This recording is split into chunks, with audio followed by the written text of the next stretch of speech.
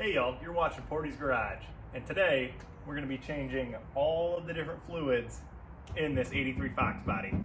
Equipped with the 5-liter V8, the T5 manual transmission, and factory brakes. It's a suspiciously early spring here in Michigan, so going to get it ready for summertime. Let's start with oil, do something easy. We're going to start jacking it up, wheel chocks, and jack stands.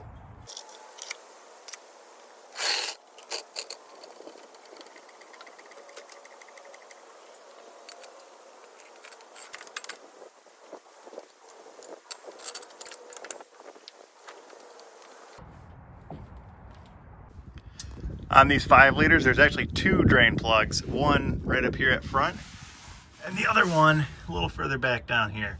I'm gonna start with the back since I'm jacked up in the front. Oil's pouring that way, we'll hit the front, then take the filter off and get all this old oil out of our system.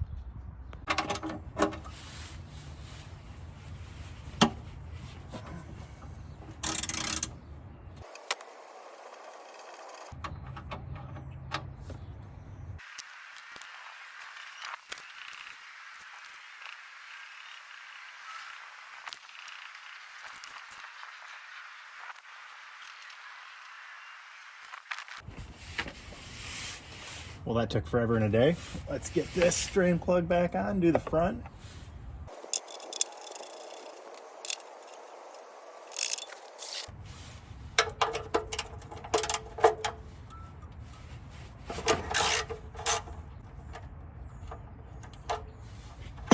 There shouldn't be as much up in this front one as there was in the back, but we still want to make sure we get all this old junk out.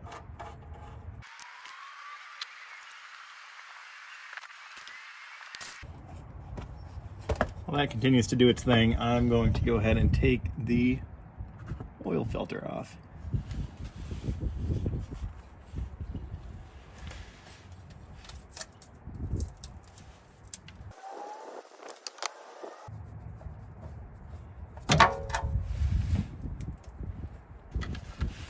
For the new oil filter, going with a good old-fashioned wicks.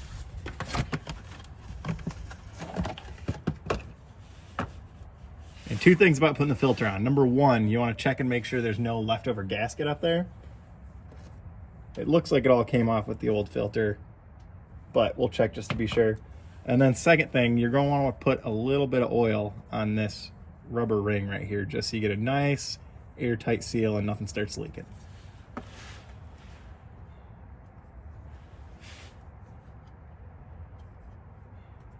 All right, no leftover seal in there. Do a little drop of oil.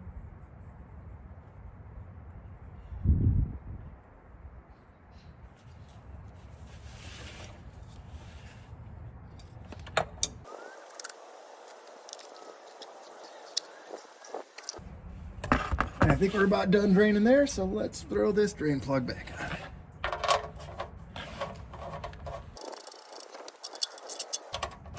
Nice and snug, but nothing too crazy tight. For oil, I'm going with this Motorcraft diesel oil. Everyone says that this diesel oil, you know, has all the minerals and everything that these old cars want, so treat this baby right.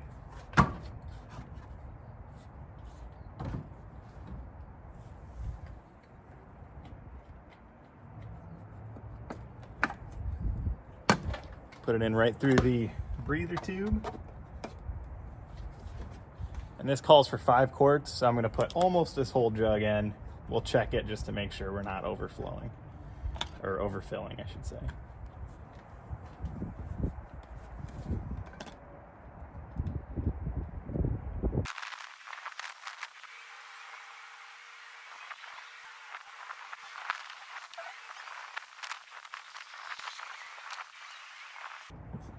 That was almost everything in the jug. Let's test the dipstick.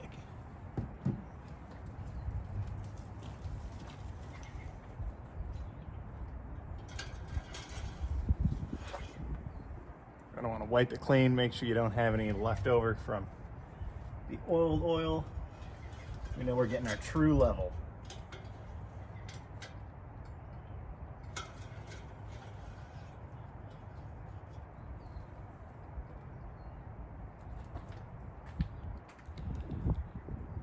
Look at that. I don't know if you can see this, but we're right in the zone. Right about where my fingernail is. So I think we'll call that good. And don't forget, put your oil cap back on. Bam, ready to rock. And always be sure to recycle your old oil. We don't need anyone pouring this down a drain or into a local river.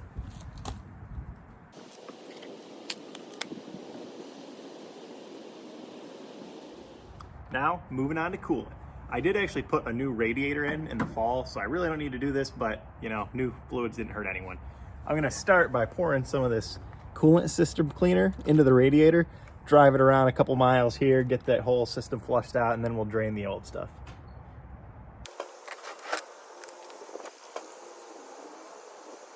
Well, I could fit about half the bottle. I guess that's gonna do.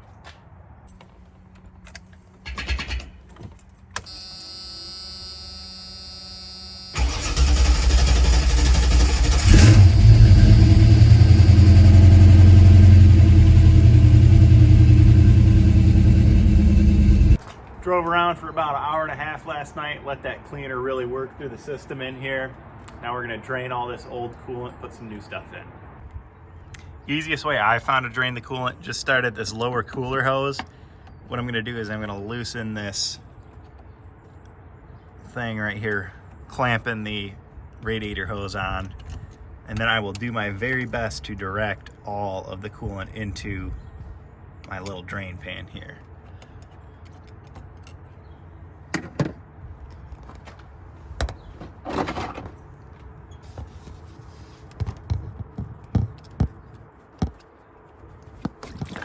And there she blows.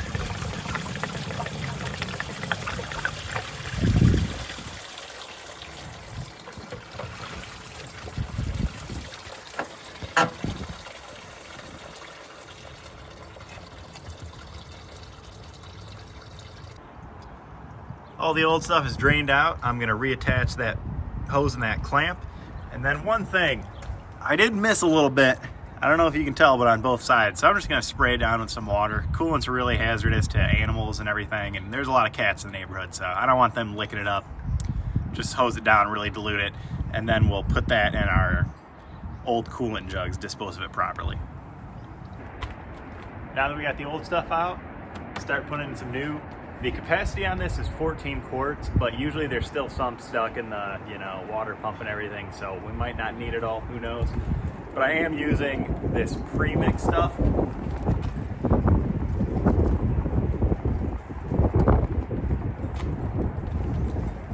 I am using a pre-mix, so I don't need to add any water or anything. Just check on this, make sure it's not concentrated or anything like that, and you won't have to worry. First step, you're gonna wanna fill the radiator. So just put your funnel right in this opening and start filling.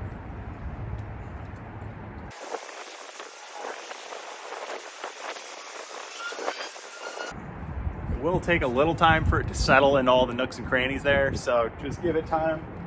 Watch, you're gonna wanna fill it all the way up to the top.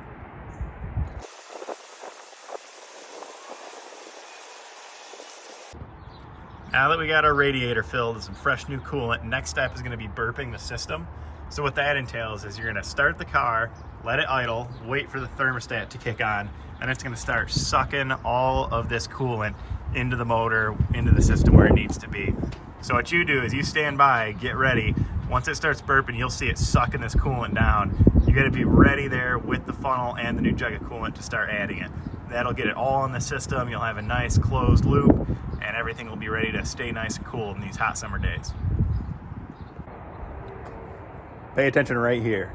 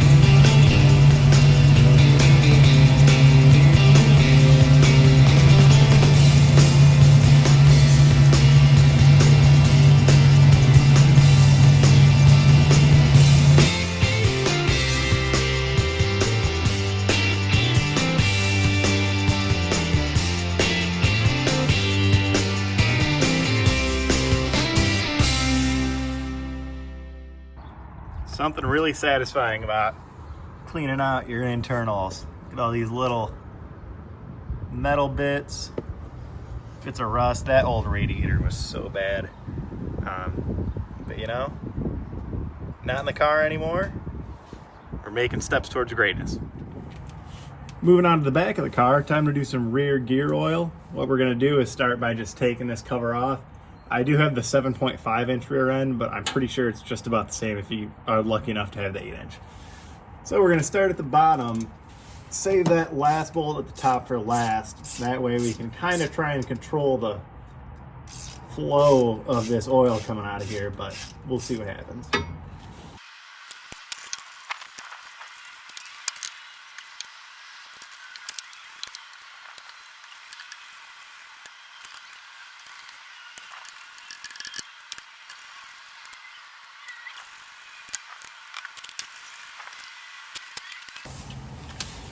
All right, now we've got all but the top bolt removed. What I'm gonna do, stick a screwdriver in here. I'm gonna slowly pry this cover apart to try to control the drainage here. See how this goes.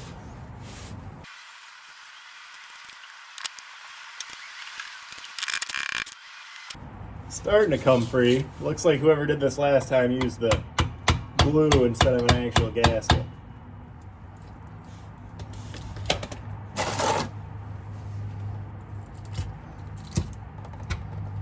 There we go.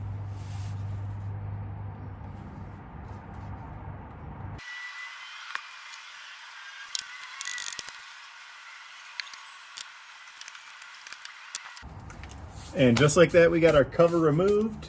All the old oil is draining here. I'll get everything cleaned up. I got a fresh new gasket to put on it. We'll zip it back up and start filling in some new fluid. I did it off camera, but I cleaned up all the gasket material, hit it with some brake clean. We got a nice clean diff. Now to refill it, you're going to be looking for towards the front of the differential.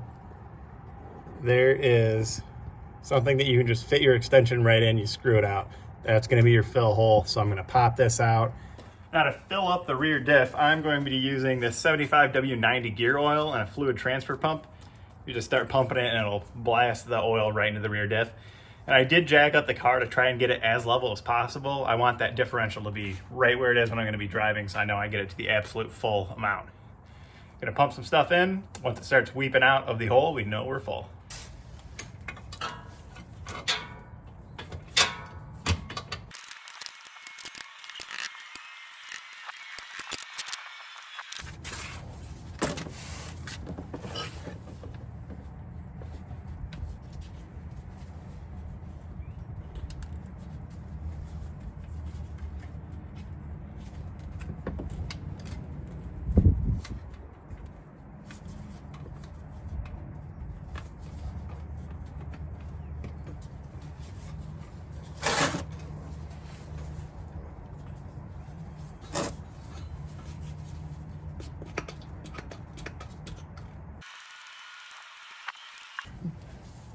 So you can see now we got it leaking out. That means we're full to the brim. Cap her up and we'll call this one finished.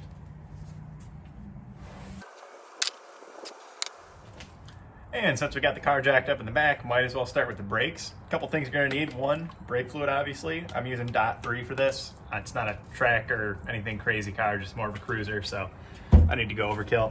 And then an empty bottle and some plastic tubing. Also gonna need some wrenches to loosen the bleeder valves, but we'll get to that later. Let's start by checking the current brake fluid situation, see what we're working with.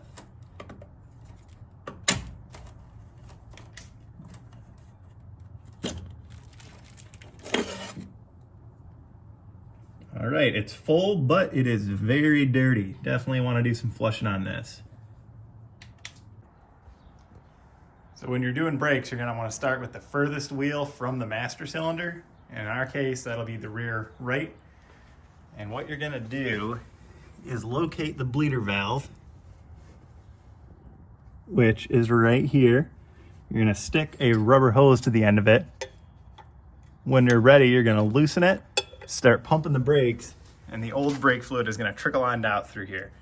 A couple different ways you can do this. I like doing it this way, letting gravity be my friend, because once I can get the top of this filled with brake fluid, it's not going to be able to suck back any air. So let's see what we can do. We've got our brake fluid on standby, our bleeder set up. I'm going to loosen it, start pumping the brakes, flush some of that old fluid out, refill the reservoir, pump the brakes. Keep doing that until you get some clean looking stuff coming out of here.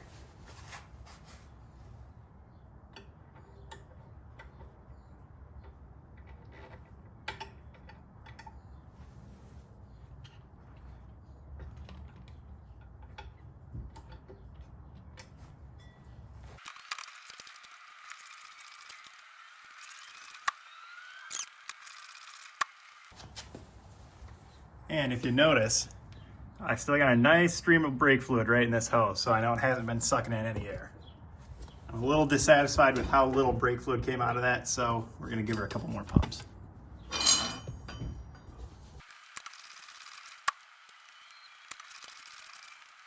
I did end up having an issue where my rear brake lines were slightly clogged. I just couldn't get enough to bleed out of it as I wanted. In a later video I'll be uploading here, just over the weekend, I went and flushed out my rear brake lines. So now they're working like a dream. But for now, just pretend that the fluid's coming out right and the bleeding's going well. Then you're just gonna keep following that process, moving up closer and closer to the master cylinder. Now we're gonna do the rear left, up next passenger front, finish it off with front left. I think I said that wrong, but you know, 1, 2, 3, 4.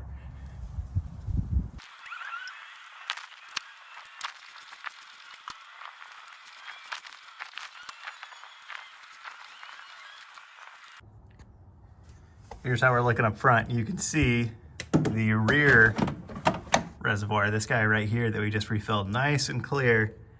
Not so much for the front, so let's see if we can flush some of that out too.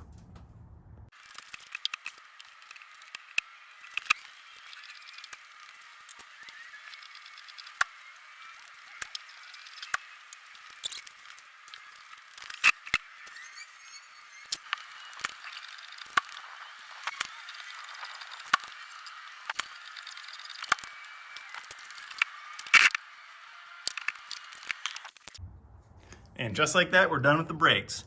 Reservoir looks nice and clean, like we got some fresh fluid in here. And just look at what we got out of this. Definitely due for a bleeding. Gonna pop the cab back on and we'll move on to the next one.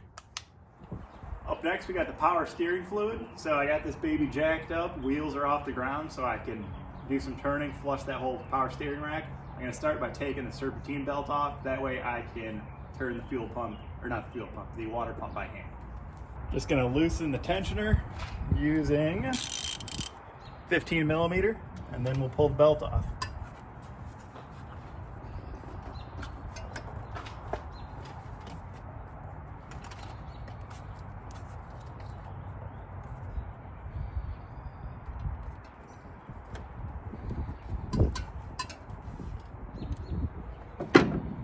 And it doesn't hurt to take a picture of your belt routing before you start. If you forget to, usually there's a diagram somewhere.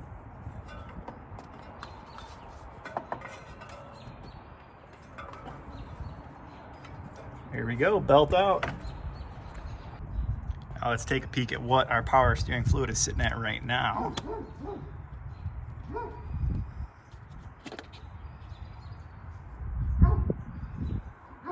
So it looks like it's kind of towards, no, it's still in the full range, but you can see it's kind of brown. That's not what power steering fluid should look like. Let's get all this nasty stuff out. And to start the breeding process, what you're gonna find is your power steering fluid return line. So that's gonna be going from the power steering rack, that whole thing right here, up to the cooler. So we got a couple different hoses in here. You know, one's coming from the pump itself, a couple from the steering rack, but this is our guy right here. Starts the power steering pump, goes into the cooler. So I'm going to loosen this pipe clamp, hose clamp, and take it off, get my catch can ready to catch any fluid that starts dripping out of it. All right, that looks loose enough. Now let's pull it out and try and do some damage control when this stuff starts splashing.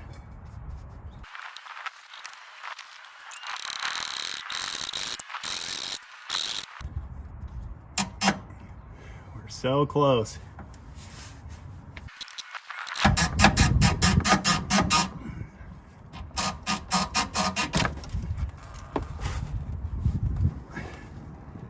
Only slightly soaked myself, but we'll let this drain and then start flushing. Now you're gonna leave your hose unhooked because that's where we're gonna be bleeding from. But you do want to cover up this return piece where it starts entering the cooling stage. So there's probably 1,000 better ways to do this, but gotta work with what you have. So I'm gonna try and rubber band this plastic bag on here and hope that it holds. And the age-old question, will it seal? I don't know. We'll see. So now we're set up to start flushing. Basically, we're tricking the system into thinking it's running all the way through, but instead of continuing to cycle, it dumps all the oldest stuff out into our catch pan. So what I'm gonna do, I'm gonna be adding fluid to this and then turning the water pump by hand until I start seeing clean fluid come out the other end. And just to note, on these Foxbodies, I got a T5. I guess it doesn't matter because it's in transmission fluid, but power steering, they recommend using ATF. So that's what we're putting in today.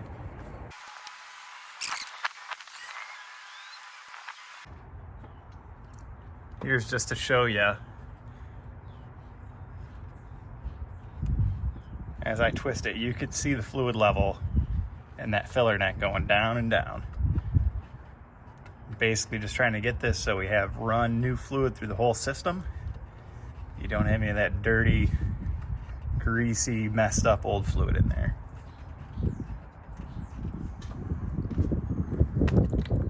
Here's what's coming out of the other end.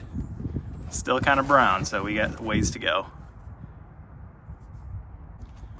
All right, now you can see some red in there. We do have some fresh fluid coming through. Now next up, we're gonna turn the wheels one way, flush it again, turn the wheels the other way, flush it again. That way we know we've got through our whole power steering rack. There's no old gunk left in there. Now we got the system bled, we're gonna wanna do basically the same thing, but to get all the air bubbles out. So we're gonna put everything back together, and surprisingly, it's my little bag with tape held, so pretty neat. And then just remember, when you take this plug or plastic bag off, in my case, you are gonna lose a little more fluid, so just get ready with a catch pan down below. All right, back to the same thing. I'm gonna put some fluid in, turn it by hand, make sure bubbles stop coming out, make sure we don't run out of fluid. If you let it go dry, you're gonna have to restart the whole process, so be careful of that. Turn the wheel one way, spin it, turn the wheel the other way, spin it, and then we'll move on to the next step. Not sure if you entirely caught that, but as I'm spinning, starting to see some bubbles come up. That's the air getting out of the system, letting us know all we have is the juice. So we're getting a little low. I'm gonna throw some more in and get back to it.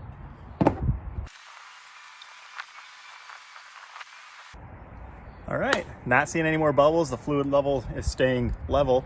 I'm gonna turn the wheel, do the same thing, turn the wheel, do the same thing. Once I stop seeing bubbles, once I got a nice steady level right here, we'll be good. All right, got everything hooked up. Got all the air bled out as much as we could with our hands. I got the serpentine belt back on. Now what I'm gonna do is start the car up, and I'm gonna turn the steering wheel from lock to lock, watching to make sure we don't run out of fluid. Once everything seems settled and I've turned it a whole bunch, put the cap on, we're good to go.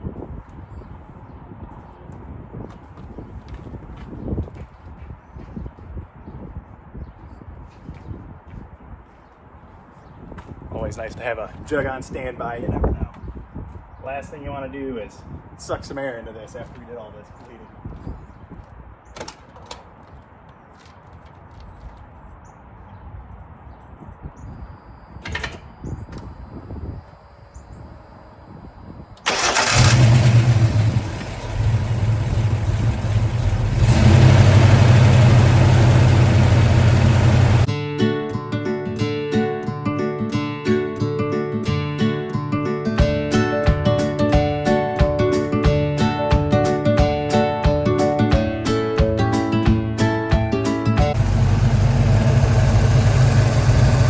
Not seeing any bubbles. Fluid looks cleaner than it was before. We're gonna pop the cap on, move on to the next one. I think all we have left is transmission fluid. And on to our very last fluid, we're looking at the transmission. So if you're under the car on the passenger side, look up at the transmission and you're gonna see two bolt type thing. One's right there, that's the filler on the top. And the other is gonna be, I'm so sorry for the horrible camera work, but basically there's just two plugs right there. That upper one is gonna be your filler plug, and this lower one is gonna be your drain. So what we're gonna do is we're gonna get our drain pan in place, take out that lower one, get all this old fluid out, then we're gonna use our fluid transfer pump to fill it up in this top one. Just a little tight, so we're gonna employ our friend, the breaker bar. There we go.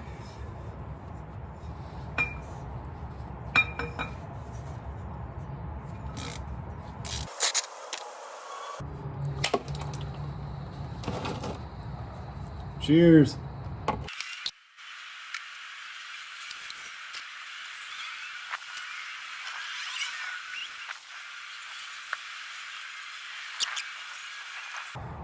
And even though this is a T5 transmission, for whatever reason, can't really see that, can you? Ford calls for ATF fluid in this baby. So that's what we're gonna use. Once this drains out, I'm gonna hook up my pump and we will open up that top filler hole, fill it up.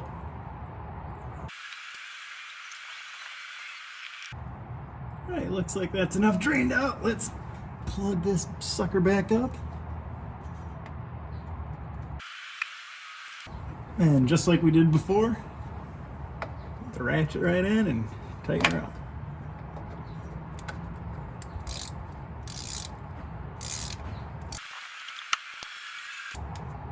Might need the breaker for that one too. There we go.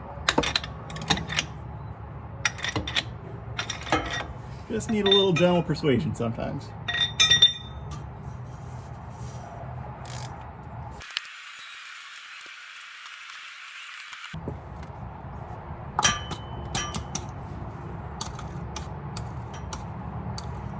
Now we're going to fill this sucker up until fluid starts weeping out of the fill hole.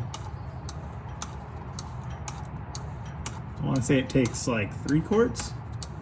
Usually there's some left in there still, so we'll see how much we need.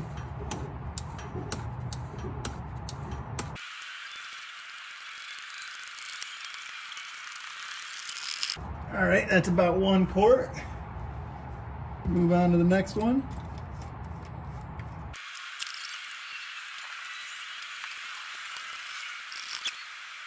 Well, anyways, you get the idea. After that, I'm just gonna put the top plug back in. We'll be good to go. Here's how you know you're full. Now we're gonna pop the cap on and good to go. Here's a little look at what came out of the car. A little brown. Wonder if I can run a magnet in here, see if I'm grinding my gears on anything.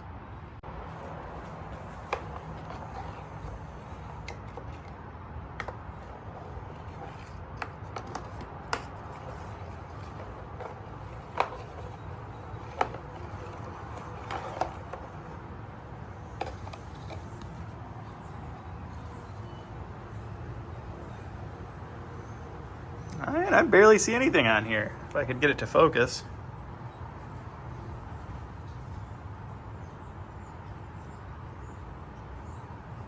Looks pretty clean. She's shifting nice and smooth now.